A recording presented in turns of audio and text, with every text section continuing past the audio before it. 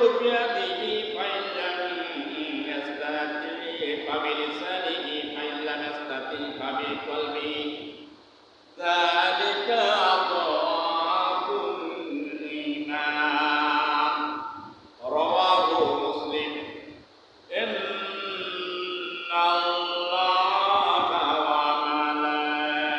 وملائكته يصلون على النبي يا أيها الذين آمنوا صلوا عليه وسلموا تسليما اللهم صل على سيدنا مولانا محمد وعلى آل سيدنا حبيبنا محمد بلغ الهدى بكماله كشف الدجى بجماله أسنت جميع خصاله صلوا عليه وآله أما بعد পবিত্র মাহে শাওয়ালে দ্বিতীয় খুতবা নসিহত বয়োজ্যেষ্ঠ শ্রদ্ধেয় মুরব্বিয়ান কিরাম সমবয়স্ক আমার ইসলাম প্রিয় তাওহীদ জনতা ভাইরা গৃহে কর্ম অবস্থানরত সম্মানিতা মা ও বোনেরা ও আমার স্নেহভাজন বসির কাছারা আসসালামু আলাইকুম ওয়া রাহমাতুল্লাহি ওয়া বারাকাতুহু মহান আল্লাহ রাব্বুল আলামিনের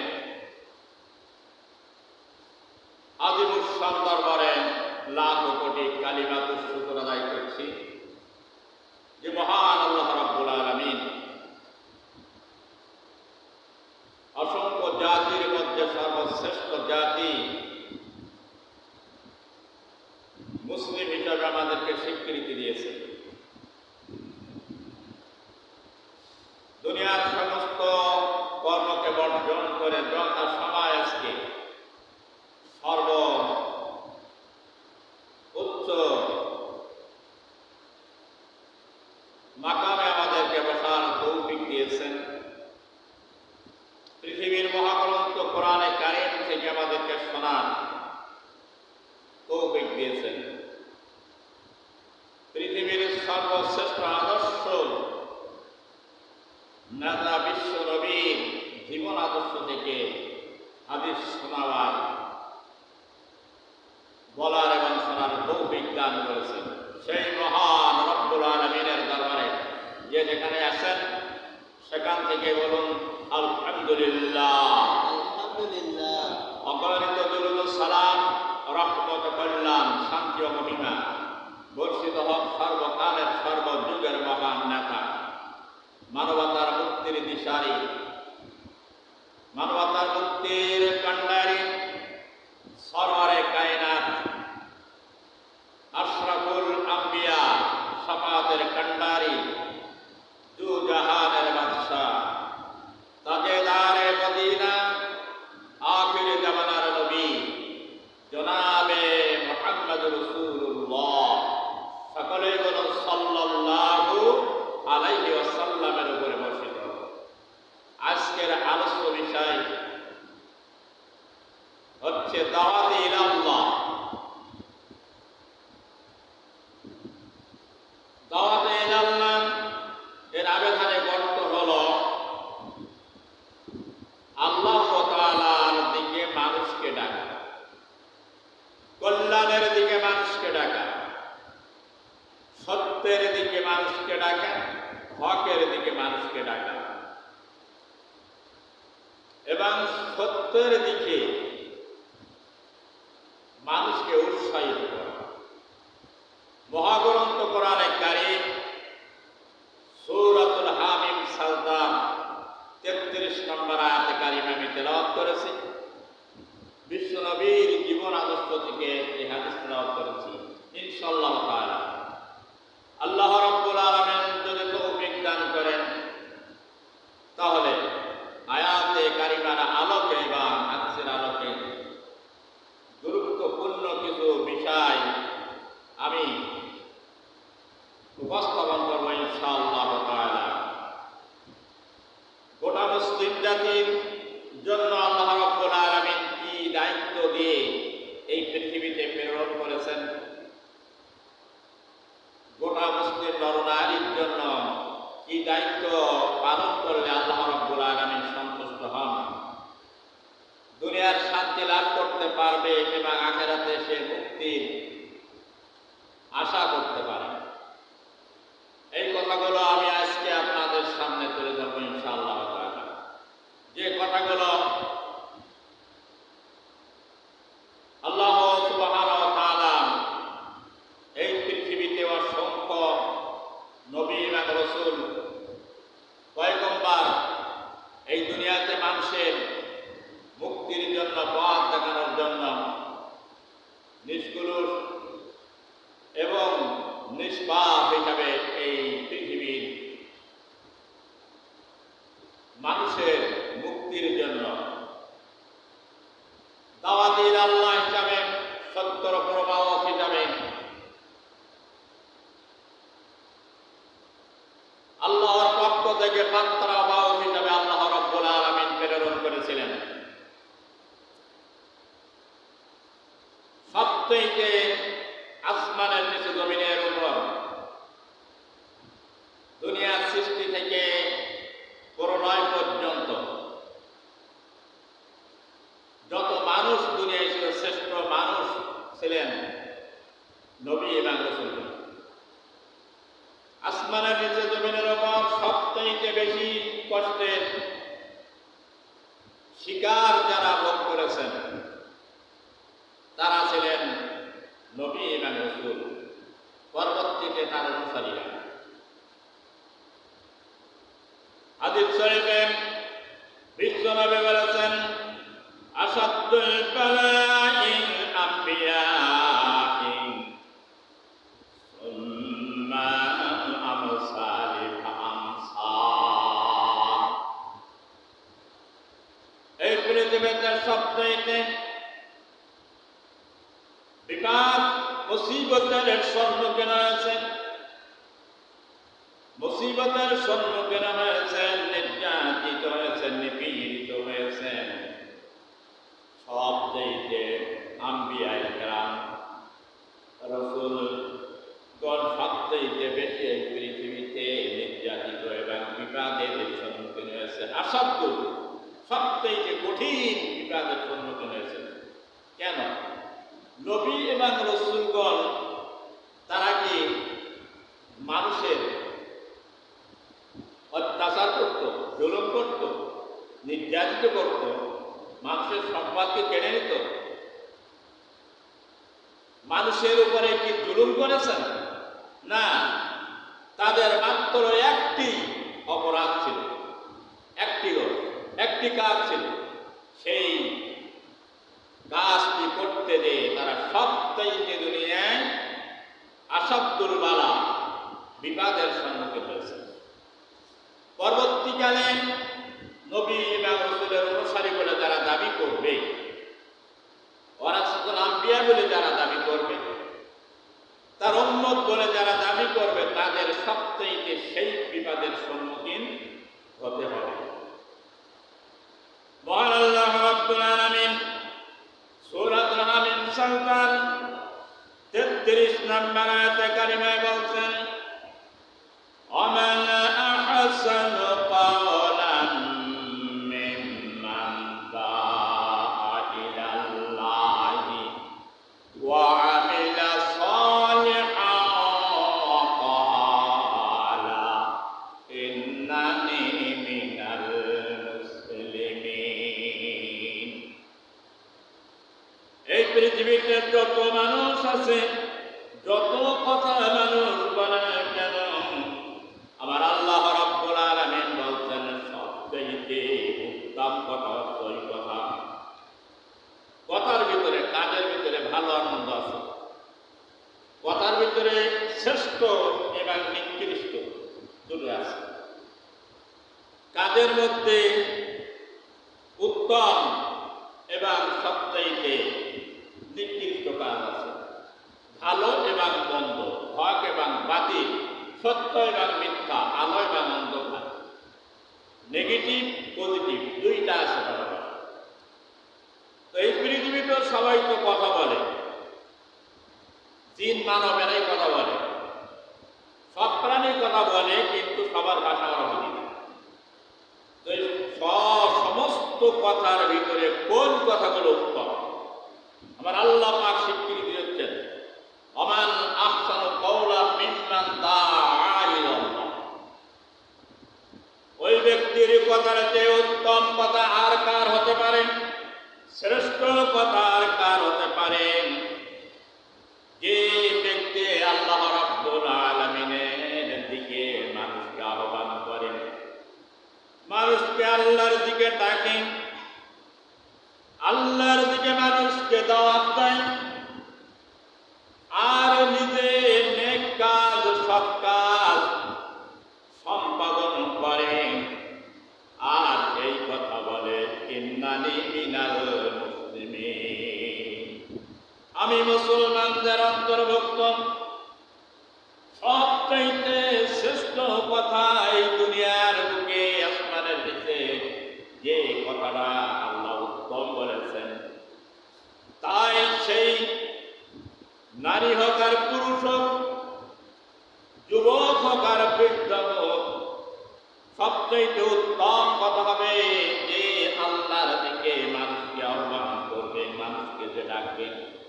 আল্লাহ পাক বলছেন সবচাইতে উত্তম কথা হচ্ছে পৃথিবীতে তাদের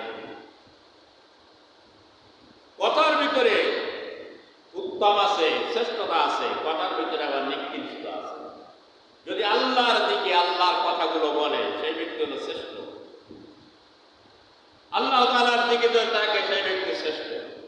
আল্লাহর বিপরীত পথের দিকে যে ডাকে, সে হলো নিকৃষ্ট। সবচাইতে আল্লাহর কাছে ঘৃণিত পথ দুইটা, উলাইকা হিজবুল্লাহ, উলাইকা হিজবুশ শাইতান। একটা হলো আল্লাহর পথ, আরেকটি হলো শয়তানের তাগুতের পথ। এই জন্য পৃথিবীতে আল্লাহ সুবহানাহু ওয়া তাআলা নবী প্রেরণ করে তাদের দায়িত্ব দিয়েছেন। যেমন নূহ আলাইহিস সালাতু ওয়াস সালাম তার জাতিকে এসে বললেন, সমকালীন প্রত্যেক জাতি ভিত্তিক, গোত্র ভিত্তিক, সম্প্রদায় ভিত্তিক আল্লাহ তাআলা নবী প্রেরণ করেছেন। যদি নবী প্রেরণ না করতেন, কিয়ামতের দিন বান্দা প্রশ্ন করত, আমার মাবুদ, তুমি তো আমাদেরকে সাবধানকারী পাঠাও নাই, হুঁশিয়ারকারী পাঠাও নাই, সুতরাং আমরা তোমার নাফরমানি করেছি, নাফরমানিতে আমরা লিপ্ত হয়েছি। তুমি যদি সত্যর প্রবাহ পাঠাতে, তাহলে হাত্তা নাবাসা রাসূলান, সূরা বনী ইসরাঈলে আল্লাহ বলছেন, এই কথা মানুষ বলতে পারবে না যে আমাদের কাছে কোনো হুঁশিয়ার এবং সাবধানকারী আসি নাই। এই জন্য আল্লাহ পাক প্রত্যেক জাতি ভিত্তিক, সম্প্রদায় ভিত্তিক এবং তাদের স্বজাতির মধ্যে থেকে তাদের ভাষাভাষী বোঝার মতন নবী পাঠিয়েছেন। সমকালীন নূহ আলাইহিস সালাতু ওয়াস সালামকে পাঠালেন তার কওম, তার জাতির জন্য। নূহ আলাইহিস সালাতু ওয়াস সালাম এতে তার এই কথা ছিল, ইয়া কওমি ইবুদুল্লাহা মা লাকুম মিন ইলাইহি গায়রু। সূরাতুল আরাফ 59 নম্বর আয়াত। আল্লাহ পাক বলছেন, নূহ আলাইহিস সালাম তার জাতিকে বলেন, এ আমার কওম, আমার সম্প্রদায়, আমার জাতি, কওমুল্লাহ, একমাত্র আল্লাহর দাসত্ব করতে হবে, আল্লাহর গোলামি করতে হবে, আল্লাহ রাব্বুল আলামিনের উপাসনা এবং বন্দেগী তার করতে হবে। কেননা সেই আল্লাহ আমাদেরকে স্রষ্টা এবং আমাদের সৃষ্টি করেছেন, তার শক্তি সামর্থ্য সব আমাদেরকে তিনি দান করেছেন। এই পৃথিবীতে অন্য আল্লাহর সমকক্ষ আর কেউ নাই। কওমুল্লাহ তার জাতিকে এইভাবে দাওয়াত দিলেন। ওই জাতির মধ্যে কিছু সংখ্যক লোক ব্যতীত, মাত্র ৮২ জন লোক ব্যতীত আর কেউ নবীর দাওয়াত গ্রহণ করি নাই, ঈমান কেউ গ্রহণ করি নাই। এই দাওয়াত দিতে যে এমন বিপদের সম্মুখীন হয়েছেন, নূহ আলাইহিস সালাম নির্যাতনার সহ্য করতে পারি নাই, এত অত্যাচার তার উপরে করা হয়েছে। শেষ পর্যন্ত অনেক ইতিহাস, নূহ আলাইহিস সালাম ৮২ জন মুসলমান হলো, ইসলাম গ্রহণ করল, কোরআন, আর বাকিগুলো নবীর শত্রুতে পরিণত হয়ে গেল। সহ্য না করতে পেরে তিনি আল্লাহর কাছে এই দোয়া করলেন, অকাল নূহুর রাব্বি লা তাযার আলাল আরদি মিনাল কাফিরিনা দাইয়ারা। সূরাতুন নূহ শেষ আয়াতের প্রথম অংশে, ও আমার মাবুদ মেহেরবান, তুমি এই কাফেরদের যদি হেদায়েত যদি না দাও, তাহলে এদেরকে ধ্বংস করে দাও। তা না হলে যারা ঈমানদার হয়েছে, দ্বীন যারা গ্রহণ করেছে, তাদেরকে তারা ক্ষতি করবে এবং তাদেরকে তারা গোমরাহ এবং পথভ্রষ্ট করবে। চিৎকার মেরে বলেন নাউযুবিল্লাহ। আল্লাহ রাব্বুল আলামিন এই দোয়া কবুল করে নিলেন। নূহ আলাইহিস সালাম অর্ডার করে দিলেন যে কিস্তি তৈরি করো, দুনিয়া প্রলয় হবে, দুনিয়ায় গজব আসবে, একমাত্র ঈমানদার ব্যতীত আর কেউ পৃথিবীতে অবশিষ্ট থাকবে না। সেই কিস্তিতে তোমার অনুসারীদেরকে উত্তোলন করবে, সেই কিস্তিতে তোমার যারা ঈমান যারা এনেছে, নবী বলে বিশ্বাস করেছে, আমাকে যারা বিশ্বাস করেছে, তারাই উঠবে, আর কেউ উঠতে পারবে না। এমনি ভাবে অনেক ইতিহাস নূহ আলাইহিস সালাম বললে কয়েক ঘন্টার দরকার। আল্লাহর অর্ডারে কিস্তি তৈরি হলো, কিস্তি তৈরি করে ফেলে রাখলেন, অপেক্ষায় থাকলেন কবে আল্লাহর গজব আসবে। কাফেররা ঠাট্টা আর বিদ্রোহ করতে লাগলো, আহা নূহ আলাইহিস সালাম কি সুন্দর কিস্তি বানিয়েছে রে, দল একটু জনমের মতন প্রাণ করে সেখানে পায়খানা ফিরে আসে। সবাই পায়খানা ফিরে ঘুরিয়ে ফেলালো, কিস্তি দ্বারা জায়গা নিয়ে পায়খানা করা, এমন করা করেছে। একজন বুড়ি বাকি ছিল, জয়ীব বুড়ি খুড় করে বলল, নূহের কিস্তিতে সবাই তো টয়লেট করে আসলো, কিন্তু আমি তো করতে পারলাম না, আমার তো মনের একটা বেদনা থেকে যাবে, তা যাই টয়লেট করে আসো। আল্লাহর কাছে নূহ আলাইহিস সালাম বললেন, ওগো মাবুদ, আমি কিস্তি তো বানাইলাম, আপনি তো অর্ডার করলেন, আর সেই কিস্তি তো টয়লেট করে ভর্তি করে ফেলেছে, উপায় কি হবে? সামনে পরিষ্কার করবো। আল্লাহ বলে, একটু সবুর করো, ইন্নাল্লাহা মা'আস সাবিরিন, ধৈর্যশীলদের সঙ্গে আল্লাহ থাকেন।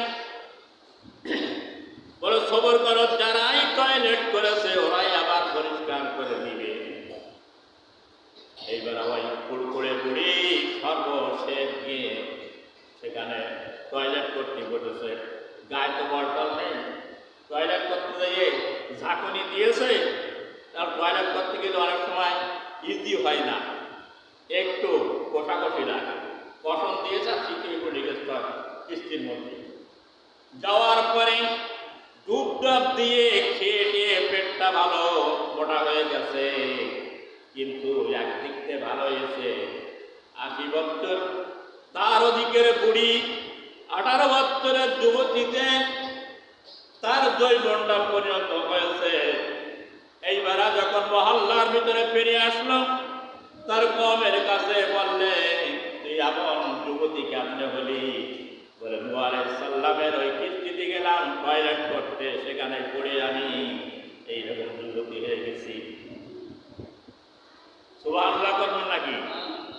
আরো জোরে সুবহানাল্লাহ। আল্লাহর খেলা, আল্লাহর কুদরতের খেলা বড় বড় নাই। সম্প্রদায়ের লোকরা বললো, তাহলে তো এই সুযোগ ছাড়া যায় না, চল সবাই যে ওখানে ডুব দেই, সবাই যে ওখানে একটু জনমের মতন খেয়ে আসি। জন্মের মতন সবাই এসে খেয়ে গোসল করে শেষ করে আর তো নাই, এইবার চেটে চেটে পরিষ্কার করে দিল, দোলাদলি করে। টয়লেট আর থাকলো নাই পৃথিবী, নবীকে করা লাগলো নাই। আল্লাহর কুদরতের খেলা কেউ বুঝবে না। টয়লেট কিস্তি পরিষ্কার হয়ে গেল। আল্লাহ পাক বললেন, দিন আসবেন, একটা বুড়িও ঈমান এনেছিল, বলল, নবী গো, যখন তোমার বেলাবন আযাব গজব যখন আসবে, তখন আমার টোটায় নিয়ে তোমার দৃষ্টিতে সমস্ত প্রাণীগুলো উঠাই নিলেন, জোড়ায় জোড়ায় করে যতই প্রাণী পৃথিবীতে ছিল, আর ওই ৮২ জন। কিন্তু বুড়ের কথা মনে ছিল না। কেনান তার পুত্র বারবার ডাক দিয়ে বললেন, ওগো কেনান, আসো এই কিস্তিতে ওঠো, ঈমান আনো, এই দুনিয়া প্রলয় হয়ে যাবে, থাকবে না। কেনান বলে, না, আমি কঠিন কালেও আমি ঈমান আনবো না। বলে, এই পৃথিবীতে পানিতে প্লাবন হয়ে যাবে। বলে, পানি কত দূর উঠবে? আমি যদি পাহাড়ের উপরে উঠবো, পাহাড় ছাড়াই তো আর পানি উঠতে পারে না। তার কারণ যারা আল্লাহ বিদ্যে শত্রু, তারা বিশ্বাস করে না আল্লাহর কুদরত। আল্লাহ যে কি করতে পারেন মুহূর্তের ভিতরে। বারবার ডাকতে লাগলেন, কেনান, কেনান ঈমান আনি নাই। আল্লাহ পাক বললেন, নূহ রে, যদি দ্বিতীয়বার কেনানকে যদি ডাক দাও, তাহলে নবুয়তের খাতা থেকে তোমাকে বাদ দিয়ে দেব। কেনানকে আর ডাকি নাই। প্লাবন শুরু হয়ে গেল, বুড়িকে আর নেওয়া হলো না, মনে নাই। এইভাবে করে সব প্রাণীগুলো এবং ৮২ জন যারা ঈমান, যারা আল্লাহ ইসলাম যারা গ্রহণ করলো, ওটাই নিল। ৪০ দিন পর্যন্ত প্লাবন থাকলো, দুনিয়া সব খানা পিল্লা হয়ে গেল পানিতে। বুড়ি কিন্তু বুঝতে পারি নাই। ৪০ দিন পরে পানি আবার শুকিয়ে গেল। যাওয়ার পরে মনে পড়ে গেল, দেখি যে বুড়ি আছে কিনা। আহারে, নবীর মনে পড়ে গেছে তখন। এটা আল্লাহ কুদরত দেখাচ্ছেন।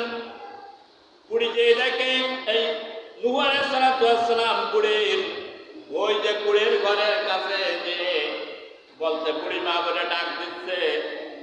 বুড়ি কুড়ের মধ্যে থেকে বাইরে এসে বলতেন, বাবা কি অবস্থা নূহ, এই প্লাবনকে আসলো নাকি?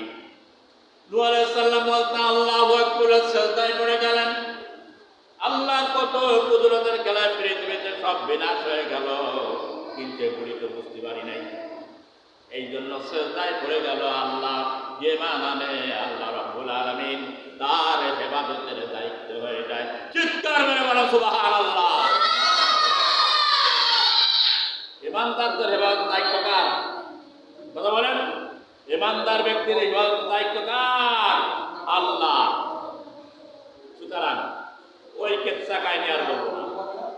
এরপরে মহান আল্লাহ রাব্বুল আলামিনের এক নবী আসলেন, তার নাম হচ্ছে হযরত ইউনূস আলাইহিস সালাম।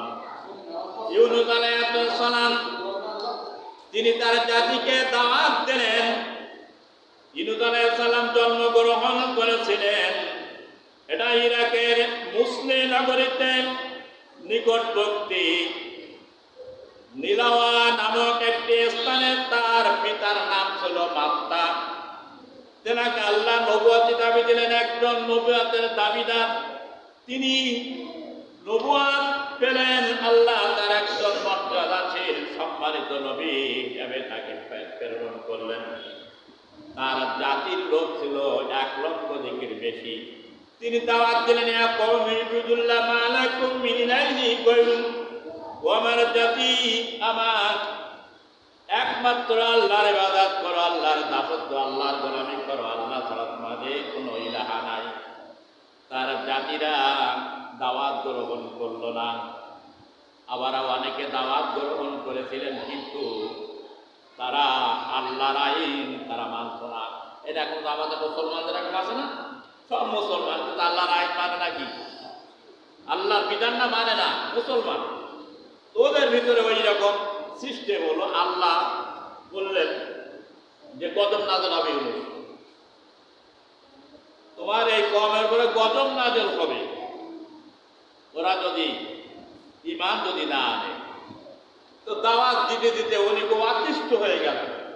একদিন রাগ করে আর সহ্য হলো না, উনি রাগ করে বললো, দূর তরি, এরা তো কথাই শোনে না। তার কারণ অনেক ওলামায়ে কেরাম বলে না, করে বোকা বাড়ায় ঢোল বিক্রি করে লাভ হয় না। ইউনূস আলাইহিস সালাম রাগ করে দেশ ছেড়ে চলে যাচ্ছেন। নিনেওয়া নদীর কিনারে এসে দেখলেন একটি নৌকা। সেই নৌকাতে অনেকগুলো মানুষ, তিনি উঠে পড়লেন সেই নৌকার মধ্যে। নদীর মাঝখানে যে নৌকা আর চলে না, আটকে গেল। এইবারে সকলে মিলে সিদ্ধান্ত নিল, এই নৌকার মধ্যে কোনো অভিশপ্ত লোক আছে, এই নৌকার মধ্যে কোনো দূষিত লোক আছে, যার কারণে নৌকা চলছে না। লটারি করে সেই লোককে, লটারি করতে যে ইউনূস আলাইহিস সালামের নাম বেঁধে গেল। নাম বেঁধে যাওয়ার পরে সেই নদীতে তাকে ফেলাই দেওয়া হলো। সঙ্গে সঙ্গে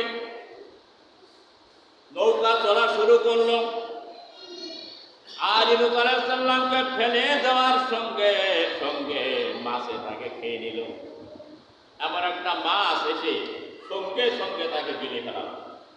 কত বড় আল্লাহ পৃথিবীতে তার সৃষ্টি, জলের স্থলে সৃষ্টি করেছে, মানুষটা জানে না। একটা মাছ একটা মানুষকে গিলে ফেলতে পারে। শুধু একটা মাছ একটা মানুষকে না, এরকম 2-4টে মানুষ একসঙ্গে ধরতে পারে। এইরকম প্রাণী আছে জলে। গেলে যখন ফেলালো, গেলে ফেলাবার পরে ইউনূস আলাইহিস সালাম মহা বিপদে পড়ে গেলেন। আল্লাহ তারপরে নারাজ হয়ে গেলেন।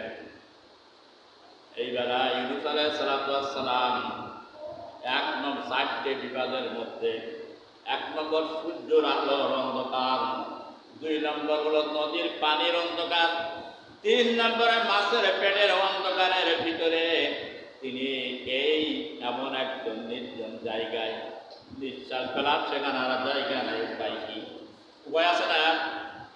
সেখানে কেউ যাবে নাই, উপকার করতে পারবে না, টেলিফোন করলে কেউ পারবে না, সেই ক্ষমতা নেই। এখন ইউনূস আলাইহিস সালাম, আল্লাহ তো নবীদের নিষ্পাপ করে পাঠিয়ে দিয়েছেন। তিনি আল্লাহর কাছে টেলিফোন করলেন। সবাই আমার সঙ্গে বলেন, লা ইলাহা ইল্লা আনতা সুবহানাকা ইন্নী কুনতু মিনাজ জালিমিন।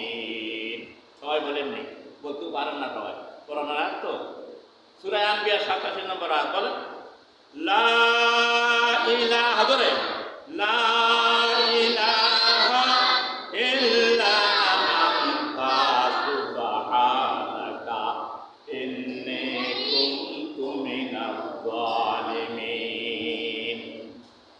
তিনি যুক্তি থাকলেন আল্লাহর স্মরণ। এই ছাড়া আর কোনো উপায় না। আল্লাহর টেলিফোন হচ্ছে আল্লাহর কাছে। এই দোয়া তো মানুষ বিবাদগ্রস্ত হলে বেশি পড়ে। কোরআন বলে দিয়েছে, হাদিসও বলে দিয়েছে, তোমরা বিবাদগ্রস্ত যখন হয়ে যাও, বলো লা ইলাহা ইল্লা আনতা সুবহানাকা ইন্নী কুনতু মিনাজ জালিমিন। তো এর নাম কি? এর নাম কি? দোয়া। বাংলাদেশের মানুষ এমন দোয়া পড়েছে, দোয়া ইউনূস। এই দোয়া ইউনূস এখন মসনাদে বসে গেছে, এখন দেখে তাই তো খেলার নাম বাবাজি, উপায়টা কি? এবার বই দোয়া পড়লাম আমরা। সে কয় আমি বাংলাদেশের খালি খেলোয়াড় নয়, আমি হলাম বিশ্বর একজন খেলোয়াড়। ইউরোপিয়ান যত দেশ আছে আমি তাদের সঙ্গে খেলি। এখন আমাদের বাংলাদেশের মস্ত আর বেশি পড়া লাগবে না, ওই এক ইউনুসই কাম শেষ, সবাই অস্থির হয়ে গেছে। বিশ্বের সমস্ত রাষ্ট্রগুলো তারপরে খুশি, ভারত খুশি হতে পারছে না, আবার বন্ধ ইউনুস সর্বনাশ। তার কারণ ভারতের সঙ্গে আঙ্গুল উঁচু করার মতন 52 বছরের ভিতরে কেউ ছিল না, একমাত্র ইউনুস আঙ্গুল উঁচু করেছে ভারতের দিকে। ভারত কয় আমি তো কোনো অনির্বাচিত সরকারের সঙ্গে আপোষ করি না, আমি নির্বাচিত সরকারের সঙ্গে সম্পর্ক করি। শেষ পর্যন্ত ইউনুসের সঙ্গে আপোষ করা লাগে। আস্তে আস্তে ঘর ভিতরে মাথা তার ঢুকলে রাখবে, সুতরাং ঢুকাই দেবে। ভারত এখন নত স্বীকার করেছে। এখন সবচেয়ে চ্যালেঞ্জের কাজ, বিশ্বে যখন জাতিসংঘের বক্তব্য করে সব দেশে, আমরা শুনি তো ইউনুসের সঙ্গে কথা বলে কেউ পারে না, কোনো দেশের প্রধান এরকম কথা বলতে পারে না, বিশ্ব মানচিত্র সব কিছু তুলে ধরতে পারে না। আল্লাহ তো যোগ্যতা দিয়েছে, কিন্তু সবাই বলে তার সুখ করা, আসলে সে কিছুটা সুখ করা। বাইরে আমার ওই গল্পের দিকে যাব না। এইবারে এই দোয়াতে ইউনুস আলাইহিস সালাতু ওয়াস সালাম পড়তে লাগলেন, লা ইলাহা ইল্লা আনতা সুবহানাকা ইন্নী কুনতু মিনাজ জালিমিন। হে আল্লাহ, তুমি ছাড়া আর কোন মাবুদ, কোন ইলাহা, কোন প্রভু আমার নাই। আমি তো কেবল মাত্র তোমার পবিত্রতা, তোমার প্রশংসা এবং তোমার তাহমিদ আমি বর্ণনা করি, তোমার গুণ গরিমা আমি বর্ণনা করি। সুতরাং নিশ্চয় আমি জালেমদের অন্তর্ভুক্ত হয়ে গেছি। তার কারণ পালিয়ে যাওয়ার তো তুমি অর্ডার দাও নাই, তোমার সীমা আমি লঙ্ঘন করেছি। রাসূল কারীম সাল্লাল্লাহু আলাইহি সাল্লামকে যেমন আল্লাহ অর্ডার করে দিলেন, নির্যাতন সহ্য না করতে পেরে যাও হিজরত করে মদিনায় চলে যাও, এই অর্ডার ইউনুস আলাইহিস সালাম দেওয়া হয় নাই। যার কারণে সে বলতেন আমি জুলুম করেছি, সীমা লঙ্ঘন করে বেড়াতে, আমাকে ক্ষমা করো। আল্লাহ রাব্বুল আলামিন আযতাবাহু রাব্বুহু ফাজআলাহু মিনাস সালিহিন। আল্লাহ রাব্বুল আলামিন বললেন, হ্যাঁ আমি তোমার তওবাকে আমি কবুল করে নিলাম, দোয়া কবুল করে নিলাম, এবং আমি নেককারদের অন্তর্ভুক্ত করে নিলাম। চিৎকার মেরে বলেন সুবহানাল্লাহ। টাকার মতন ডাকলে আল্লাহ কেমনে শোনে না, টাকার মতন ডাকতে পারলাম, সে শোনার জন্য বসে আছে। ওইদা সালাকা ইবাদি আন্নি, আমার হাবিব আমার বান্দারা যখন আমাকে ডাকবেন তখন তুমি বলে দাও আমি ইবাদি আন্নি ফাইন্নি করি, আমি ওই বান্দাদের নিকটবর্তী আছি। আল্লাহ ডাক শুনে অসহায় মানুষ যখন অসহায় হয়ে যায় তখন আল্লাহ রাব্বুল আলামিন তার সাহায্যকারী হয়ে যান। দুনিয়ায় যুগে যুগে আল্লাহ সাহায্যকারী হয়ে নাসরুম মিনাল্লাহ, আল্লাহর সাহায্য যখন আসবে মানুষের তখন ভাগ্য পেয়ে যাবে। ওয়াকানা হাক্কানা আলাইনা নাসরুল মুমিনিন। আমার আল্লাহ রাব্বুল আলামিন বলছেন, তোমরা যদি ইমানদার যদি হও, দিনদার পরহেজগার যদি হও, তাহলে অবশ্যই আমি আল্লাহ আমার দায়িত্ব হবে তোমাদের সাহায্য করা।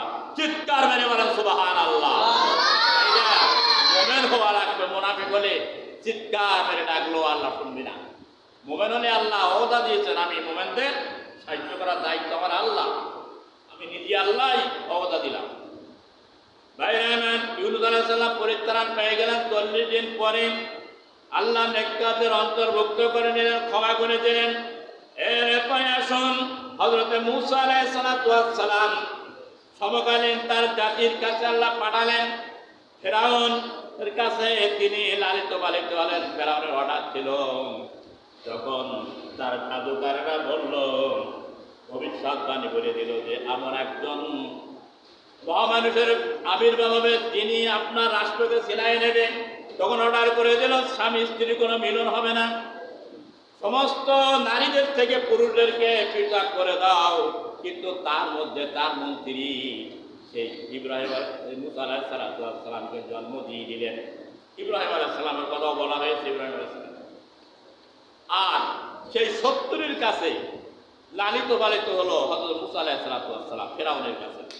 তিনি হয়ে গেলেন ফেরাউনের বড় শত্রু। ফেরাউন মুসা আলাইহিস সালাম এসে দাওয়াত পেশ করলেন, আগায়রাল্লাহি আবগীকুম ইলাহা ওয়া হুয়া ফাদ্দালাকুম আলাল আলামিন। মুসা আলাইহিস সালাম তার কওমকে বললেন যে আল্লাহকে বাদ দিয়ে কি তোমাদের জন্য আর একজন মাবুদকে আমি তালাশ করে আনবো কি? যে আল্লাহ তোমাদেরকে এই পৃথিবী সৃষ্টি করে তোমাদের সৃষ্টি করেছেন, যে একটা স্রষ্টা, এই স্রষ্টাকে বাদ দিয়ে আরেকজন স্রষ্টাকে আনবো? তার জাতিকে বলছে ফেরাউনের গোষ্ঠী আলাল আলামিন, অথচ একমাত্র আল্লাহ তোমাদেরকে দুনিয়ার সমস্ত লোকের মধ্যে, সমস্ত সৃষ্টির মধ্যে তোমাদেরকে শ্রেষ্ঠতা দান করেছেন। ইয়া কওমি বুদুল্লাহ, তোমরা একমাত্র সেই আল্লাহর ইবাদত করো, সেই আল্লাহর দাসত্ব করো। এই কথা বললেন হযরতে মুসা আলাইহিস সালাম। এটা সূরাতুল আরাফের 65 নম্বর আয়াত আমি বললাম। এমনি ভাবে মুসা আলাইহিস সালাম দাওয়াত দিলেন, কিন্তু দাওয়াত তো গ্রহণ করি নাই, বরং যত শক্তি ছিল রাষ্ট্রীয় শক্তি দিয়ে মুসা আলাইহিস সালামকে অত্যাচার করেছে। মুসার অনুসারী যারা ছিল তাদের অত্যাচার করেছে, জুলুম করেছে। সর্বশেষ সিদ্ধান্ত নিল যে ফিরআউন বলল এই দেশে আর তাকে রাখা যাবে না, তার সদল বলে ধ্বংস করে দিব। মুসা আলাইহিস সালাম পরিকল্পনা করলেন, পরামর্শ করলেন আল্লাহর সঙ্গে। আল্লাহ পাক বললেন, যাও চলে যাও, এই দেশ ছেড়ে চলে যাও তোমার সঙ্গবাঙ্গদের নিয়ে। তিনি চলে যাচ্ছেন, সামনে পড়ে গেল বিশাল নদী, কিন্তু এই নদীতে কোনো রাস্তা নাই, কেমনে তিনি পার হবেন? আল্লাহ তাআলা প্রত্যেক নবীকে কেরামতি দিয়েছিলেন, কেরামতির মাধ্যমে নবীদেরকে এই কেরামতির মাধ্যমে এমন মর্যাদা দিয়েছেন যে মর্যাদার মাধ্যমে মানুষকে হেদায়েত দান করেছেন। একটা লাঠি দিয়েছেন, ওমাদের কাবিয়ামিনকে মুসা, আসা নামক একটা লাঠি মুসা আলাইহিস সালামকে দিয়ে গেলেন, যা বলতো তাই শুনতো। সদল বলে চলে যাচ্ছে। ফেরাউন বললেন সব তার গেটি গোষ্ঠী সবকে নিল, তার সম্প্রদায় লোককে, যে ধাওয়া কর, ওই নীল নদী পার হতে পারবে না, ওখানে যেয়ে একদম সমূলে ধ্বংস করে দিল। শয়তানের যুক্তি, না শয়তানা কানা দাঈফা, আল্লাহ পাক বলেন শয়তানের সব চক্রান্ত দুর্বল, কোনো যুক্তিতে কাজ হয় না। মুসা আলাইহিস সালাম নদীর পাড়ে যাবেন, আল্লাহ কেমনে পার হবো? আল্লাহ বলে তোমার হাতে লাঠি মারো নদীর বলে। 7টা ব্রিজ হয়ে গেল, দোগুনা শুধু বিনা পয়সায়। কয়টা? চিৎকার করে বলে কয়টা? 7টা ব্রিজ হয়ে গেল। বিশ্বাস হয় না কোরআনের কথা? আল্লাহ নবীদের মর্যাদা বিশ্বাস হয়? কথা বলে না। আমরা বিচার ওইটা করি না, আমরা বাস্তবটা চোখে দেখি, এটাই বিশ্বাস করি। 7টা ব্রিজ হয়ে গেল, মুসা আলাইহিস সালাম সঙ্গবাঙ্গ পার হয়ে চলে গেল ওখানে। এইবার ফেরাউনের গোষ্ঠী সদল বলে এই যে দেখলো, বাহ কি সুন্দর ব্রিজ বানাই দিয়েছে শেখ হাসিনা, এত টাকা খরচ করে এই ব্রিজে না উঠে তো পারা না, ওঠ। সবাই উঠে গেল ব্রিজে পড়ে, চিন্তার কারণ নাই। এত বড় বিশাল নদী, কি সুন্দর ব্রিজ, উঠে গেল সব। উঠে যাওয়ার পরে নদী যখন মাঝখানে চলে গেছে, আল্লাহ দাঁড়াতো, একবার কিনারা থাকতে ঘা গুঁতো দেওয়া যাবে না। নদীর মাঝখানে যখন গিয়েছে, রাত ব্রিজ পানির সঙ্গে একদম একাকার হয়ে গেছে, আর ব্রিজ নেই। সব হাবুডুবু খেয়ে, পানি খেয়ে চাপা মাছের মতো হয়ে হাবুডুবু করে মারা গেল সেখানে। সব দরবার সব ফেরাউন আর বসছে না, পানি খাচ্ছে আর হুকুস করছে, বলছে আমি মুসার আল্লাহ করে ইমান আনলাম। কে আর এখন ইমান আনলি? কেন সময়কালে ইমান আনা ভালো ছিল না? 7টা ব্রিজ হয়ে গেল, 7টা ব্রিজ হয়ে গেল, মুসা আলাইহিস সালাম সঙ্গে আল্লাহ পাক বললেন, যাও চলে যাও, এই দেশ ছেড়ে চলে যাও তোমার সঙ্গবাঙ্গদের নিয়ে। তিনি চলে যাচ্ছেন, সামনে পড়ে গেল বিশাল নদী, কিন্তু এই নদীতে কোনো রাস্তা নাই, কেমনে তিনি পার হবেন? আল্লাহ তাআলা প্রত্যেক নবীকে কেরামতির মাধ্যমে তো জিবরাইল আলাইহিস সালাম কাগজটা এনে দাঁড় করালেন সামনে। তো রোদ আসিল, পা দোকানে গাছে বেঁধে নিচের দিকে বললে, ও আল্লাহ, আমি যেন মুসার সঙ্গে বিজয় হয়ে যাই। আমি তো খোদা নয়, কিন্তু তুমি তো আসল খোদা। কিন্তু আমি দুনিয়ায় খোদাই দাবি করেছি, মুসার সঙ্গে যুদ্ধ বিজয় হই। জিবরাইল আলাইহিস সালাম বললেন, হ্যাঁ বিজয় হবে, কিন্তু কথা হচ্ছে তুমি মৃত্যুর সময় তওবা করবে, কিন্তু তওবা তোমার কবুল হবে না, তোমার গুনাহ মাফ হবে না, আর তোমার লাশ এই পৃথিবীতে কোনো একটা মশা মাছি পর্যন্ত স্পর্শ করার শাস্তি। এটা হলো কি শাস্তি। যখন বলল মুসার আল্লাহর পরে ঈমান এনেছি, মুসা আলাইহিস সালামের এই কথা যখন বললো, জিবরাইল সামনে বলল, ফেরাউন, মিস্টার ফেরাউন, তাকাই দেখো, তোমার সেবা আজকে আর ঈমান আনলে আর কোনো কাজ হবে না। গালের মধ্যে ওই কাদা ঢুকাই দিয়েছে, আর জন্য তওবা না করতে পারে। তওবা করুন না, মৃত্যু হয়ে গেল, ফুলমুড়ি খায় ওখানে বসে। কোরআনে কারিমের মধ্যে অনেক ঘটনা আছে। সেই নদীর গিলে ফেরাউনের ওই গন্ধ বাইর হয়, নদী থেকে উস্কা গন্ধ বাইর হয়। দেখ না, পচা গন্ধ তো রকম ওই রকম। আর ফেরাউনের একটা নাকও চুটি গিয়েছিল। এই নাক, দেশের যত বিজ্ঞানী ছিল সব বিজ্ঞানীদের এক করলো যে দাদার নাকটা তো নষ্ট হয়ে গেছে, নাকটা কি করে ঠিক করা যায়। বিজ্ঞানীরা চিন্তা ভাবনা করে করে গায়ের মাংস একান্ত কাঁদতে কেটে কেটে নাক সোজা করে দেয়, আবার নাক জাতা হয়ে যায়। দেখেছেন তো, ইন্টারনেটে দেখতে পান তো, কথা হয় না। এখনো মিশরে আছে, হাজি যারা গেছে হজ করে তারা দেখেছে। আল্লাহ পাক বলে, আল্লাহ দুশ্মনদেরকে এইভাবে করে ফেরাউনের মতন করে আল্লাহ তাআলা দুনিয়ায় শাস্তি দেবেন এবং আখিরাতে তাদের এমনিভাবে শাস্তি হবে। চিৎকার মেরে বলে নাউযুবিল্লাহ। আর এই পর্যন্ত মুসা আলাইহিস সালামের করা শেষ। এরপরে আসেন, আল্লাহ পয়গম্বর প্রেরণ করেছিলেন, তার নাম হযরতে সালেহ আলাইহিস সালাম।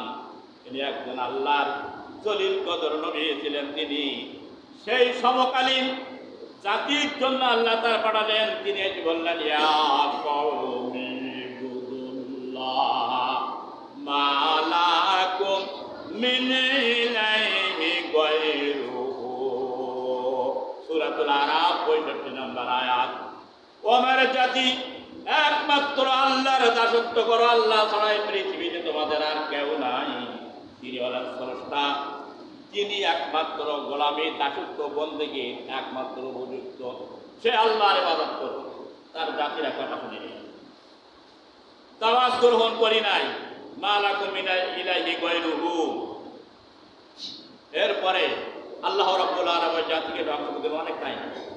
এরপরে আল্লাহর আরেক পয়গম্বর হযরতে শুআয়ব আলাইহিস সালামকে আল্লাহ রাব্বুল আলামিন পাঠালেন। তিনি হলেন সমকালীন সেই জাতিভিত্তিক নবী। তিনি বললেন, ইয়া কওমি ইবুদুল্লাহ মা লাকুম মিন ইলাহি গায়রুহু। সূরাতুল হুদ আয়াত নম্বর 85। তিনি বললেন, ও আমার জাতি, একমাত্র আল্লাহর দাসত্ব করো। এই পৃথিবীতে একমাত্র আল্লাহর দাসত্ব ছাড়া আর কোনো গায়রুল্লাহর দাসত্ব চলবে না। একমাত্র আল্লাহর ইবাদত, আল্লাহর বন্দী করো। নবীর দাওয়াত তারা গ্রহণ করি নাই। আল্লাহ তাআলা শুআয়ব আলাইহিস সালামের জাতিকে তিনি ধ্বংস করে দিলেন আল্লাহর গজব দিয়ে। আল্লাহর সময় লাগে না। এরপরে এমনিভাবে যত পয়গম্বর এসেছেন, জাতি ভিত্তিক, কওম ভিত্তিক, সমকালীন তার জাতির জন্য পাঠাইছেন। কিন্তু এমন একজন নবী আল্লাহ পাঠাইছেন, তার নাম হলো বিশ্ব নবী। সবাই বলেন জনাবে মুহাম্মদুর রাসূলুল্লাহ, বলেন সাল্লাল্লাহু আলাইহি ওয়াসাল্লাম। আল্লাহ পাক বলছেন, ওয়ালাকাদ বাআসনা ফি কুল্লি উম্মাতির রাসূলা আনিবুদুল্লাহ ওয়াজতানিবুত তাগুত। আল্লাহ রাব্বুল আলামিন বলছেন, প্রত্যেকটি যুগের গোটা মানব জাতির, মানব গোষ্ঠীর নিকটে জাতি ভিত্তিক, কওম ভিত্তিক, সম্প্রদায় ভিত্তিক নবী আমি পাঠাইছি। কিন্তু আমার হাবিব, আমি আপনাকে পাঠাইছি এই গোটা বিশ্বের মানুষের নবী হিসাবে চিৎকার মেরে বলেন সুবহানাল্লাহ। তার কারণ সমস্ত নবীদের একটাই দাওয়াত ছিল যে আল্লাহ ছাড়া কার ইবাদত করা যাবে না, আল্লাহর ইবাদত করো, আর তাগুত শয়তানের দাসত্বকে বর্জন করো। অজেতানিবুত তাগুত, সুতরাং শয়তানের দাসত্বকে বর্জন করতে হবে। আল্লাহ রাব্বুল আলামিন সূরা আরাফের মধ্যে কথা বলেছেন। এরপরে আল্লাহ রাসূল কারীম সাল্লাল্লাহু আলাইহি সাল্লামকে শেষ নবী হিসাবে, সকল নবীর সাইয়্যিদানা সর্দার হিসাবে আল্লাহ প্রেরণ করলেন। সকল নবীর উপরে তাকে ইমামুল মুরসালিন, খাতামুন নবিয়্যিন, ইমামুল মুত্তাকিন, রাসূল রাব্বিল আলামিন, সমস্ত নবীদের সর্দার, সমস্ত নবীদের ইমাম বানিয়ে আল্লাহ প্রেরণ করলেন। বিশ্ব মানবতার মুক্তির জন্য তিনি এই পৃথিবীতে আসলেন। তিনি সর্বপ্রথম তার জাতিকে এই দাওয়াত দিলেন, কুলু লা ইলাহা ইল্লাল্লাহ তুফলিহু। তোমরা যদি এই কথা বলো যে আল্লাহ ছাড়া কোনো ইলাহা নাই, তাহলে তোমরা কামিয়াবি হবে, সফলতা অর্জন করবে। আবু জেহেলেরা তখন শাসন করত আরব আইমায়ে জাহেলিয়াতে, তারাই ছিল সবথেকে সম্ভ্রান্ত। বললো আমরা স্বাধীন করেছি, আমাদের এখানে মানে এখানে আমাদের আমিত্ব, আমাদের অভিযোগ, আমাদের রাজত্ব চলবে, আর কারো কোনো রাজত্ব চলবে না। মুহাম্মদ সাল্লাল্লাহু আলাইহি ওয়াসাল্লাম সেই রাজত্ব শিক্ষা দিলেন, লা ইলাহা ইল্লাল্লাহু তুফলিহুন, যে এক আল্লাহ ছাড়া আর এই পৃথিবীতে কারোর ইবাদত চলবে না, দাসত্ব চলবে না, গোলামি চলবে না, মাতব্বরি চলবে না, আইন চলবে না। তখন খালাই গেল কায়দা মতো, তখন বললো এই রাজাকারের সর্বনাশ করতে হবে, এই রাজাকারকে ধরতে হবে। আল্লাহ রাব্বুল আলামিন কোরআনে কারীম সূরাতুল আরাফের 158 নম্বর আয়াতে বলতেন, কুল ইয়া আইয়ুহান নাসু ইন্নী রাসূলুল্লাহি ইলাইকুম জামিআ লিল্লাযী লাহু মুলকুস সামাওয়াতি ওয়াল আরদ লা ইলাহা ইল্লা হুয়া ইহয়ী ওয়া ইউমীতু ফাআমিনু বিল্লাহি ওয়া রাসূলিহি। চিৎকার মেরে বলেন আল্লাহু আকবার। বিশ্ব নবীরা কি বলতেন শোনেন, শেষ পর্যায়ে এসে গেছি। আল্লাহ পাক বলতেন, আমার হাবিব আপনি তামাম দুনিয়ার মানুষকে জানিয়ে দিন, হে মানব জাতি, আমি তোমাদের সকলের জন্য সেই আল্লাহর নবী প্রেরিত হয়েছি, এবং নবী রূপে আল্লাহ আমাকে প্রেরণ করেছেন, যিনি আকাশ সমূহ এবং জমিন সমূহের মালিক, তিনি মনিব, তিনি হলেন মাবুদ, তিনি ছাড়া তোমাদের আর কোনো স্রষ্টা নাই, তিনি জীবিত করেন এবং তিনি মৃত্যু দান করেন। তিনি উম্মে এই নবীর প্রতি তোমরা ঈমান আনো, আমাকে বিশ্বাস করো এবং সেই আল্লাহর দাসত্ব করো, এই দাওয়াত দিলেন। প্রত্যেক নবীকে সমকালীন জাতিভিত্তিক, আর এই নবীকে পাঠালেন শুধু মুসলমানদের জন্য না, শুধু মুসলিম জাতির জন্য, গোটা পৃথিবীতে যত জাতি আছে, আমি বলছিলাম 4200 ধর্ম আছে, আর 4200 এইরকম জাতি আছে, গ্রন্থ আছে। সমস্ত জাতির কাছে আল্লাহর রাসূলকে নবী হিসেবে প্রেরণ করলেন। আল্লাহ কোরআনে সাক্ষ্য দেন, জামিয়া বলে এই কথা বললেন, তাম পৃথিবীর মানুষের কাছে আমরা নবী বানিয়ে পাঠাইলাম। রাসূল এসে এই দাওয়াত দিলেন, বললেন যে এক আল্লাহর দাসত্ব করো, আর কোনো দাসত্ব করবে না। আবু জেহেল সহ্য হয় নাই, বললো সুন্দরী নারী দিয়ে দেবো, বড় মাতব্বরি দিয়ে দেবো, বড় অট্টালিকা দিয়ে দেবো। এই কথাটা বন্ধ করো মুহাম্মদ, এই কথা বলা যাবে না। যদি এই কথা না বলে জামাই আদরে রাখা হবে। আমাদের বাংলাদেশের বুকে দেখেছেন কতগুলো আলেম ওলামা আছে, তাদেরকে সরকারের পক্ষ থেকে জামাই আদরে রাখা হয়, আবার কতগুলো আলেম আছে তাদেরকে জেলখানার ভিতরে বন্দি রাখা হয়। তারা যেভাবে শুকায় শুকায় সেখানে ফাঁসির কাছে ঝোলানো হয়। এখানে পার্থক্য দুইটা, একটা হক আর একটা বাতিল, ওলামায়ে সু আর ওলামায়ে হক। এই কারণে আল্লাহর নবী যখন এই দাওয়াত দিলেন, বললেন না সহ্য করা যায় না, দেশ থেকে তাড়াই দিল, নির্যাতন করলো, নিপীড়ন করলো, 3 বছর জেলও খাটালো। কিন্তু আল্লাহ নবী বলতেন এইটা করলে তো হবে না, তার কাছে আসলে আমার আল্লাহর অর্ডার, এটা আমার করাই লাগবে, বাধ্যতামূলক। সুতরাং তিনি দাওয়াত দিলেন। সূরাতুল হামিম সাজদার 34 নম্বর আয়াতটা বলে আমি শেষ করে দেই, ওয়ালা তাস্তাউিল হাসানাতু ওয়ালা السيئات ادفع بالتي هي أحسن فإذا الذي بينك وبينه عداوة كأنه ولي حميم। আমার আল্লাহ রাব্বুল আলামিন বলছেন, ভালো আর মন্দ কি সমান হতে পারে? কথা বলেন। ভালো আর মন্দ সমান না, রাত আর দিন যেমন সমান না, ভালো আর মন্দ সমান না। তো মন্দকে তোমরা প্রতিহত করো, প্রতিরোধ করো ভালো দিয়ে, তাহলে তোমার সঙ্গে যার বিদ্বেষ আছে, শত্রু আছে, সে তোমার হয়ে যাবে অন্তরঙ্গ বন্ধুর মতন। চিৎকার মেরে বলেন সুবহানাল্লাহ। আমার ভাইরা, আমরা কিন্তু প্রতিহিংসা দিয়ে মানুষকে সাইজ করতে চাই না।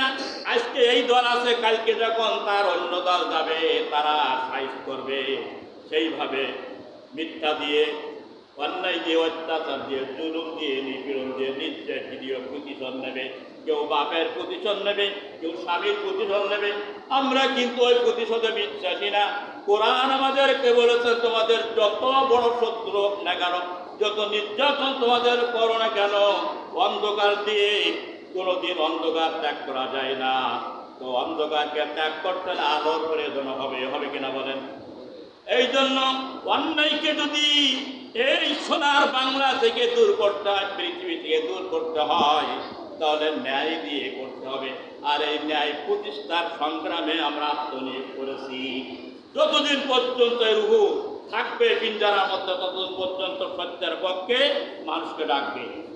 আজকে যদি ইসলাম ক্ষমতা আসে, কোনোদিন আমরা আঙুল উঁচু করে মানুষের কাছে প্রতিশোধ নেওয়ার জন্য দাঁড়াবো না, আইনি যাবো না, আদালতে যাবো না, নিজের ক্ষমতার বড়ত্ব দেখাবো না। আজকে অনিসলামী দলে যারা আছে, একটা ভোটার, সে নেতা।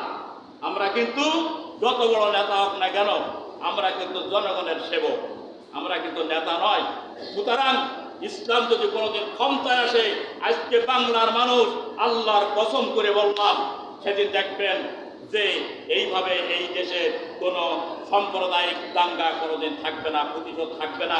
এমন মানুষ সেদিন মুক্ত হয়ে যাবে যে হ্যাঁ, এতদিন এরা কোথায় ছিল, এইটা বলবে মানুষ। আমরা অন্যায়কে প্রতিহত করবো ন্যায় দিয়ে, তার বুঝাবো, তার দাওয়াত দেবো, তার ভালো দিকে আনবো। মানুষের প্রতিশোধ, যে আমাদের হত্যা করেছে আমরা তার হত্যা করবো, আমাদেরকে নির্যাতিত করে আমরা নির্যাতন করবো, এটা ইসলামের বিধান না। সুতরাং আসুন এক একটা ঘটনা করি আল্লাহ কোরআনে কারিম থেকে। এতক্ষণ ধরে আমরা যে কথাগুলো শুনলাম, আল্লাহ আমাকে সহ, আপনাদের সহ, গোটা পৃথিবীর মানুষদেরকে আল্লাহ যেন এই কথার পরে এক একটা ঘটনা করার তৌফিক যেন দান করেন। এমন ধরে চিল্লাই বলবেন, আপনার আওয়াজটা আরো সে আজিম পর্যন্ত পৌঁছে যাবে। চিৎকার মেরে বলেন আমিন।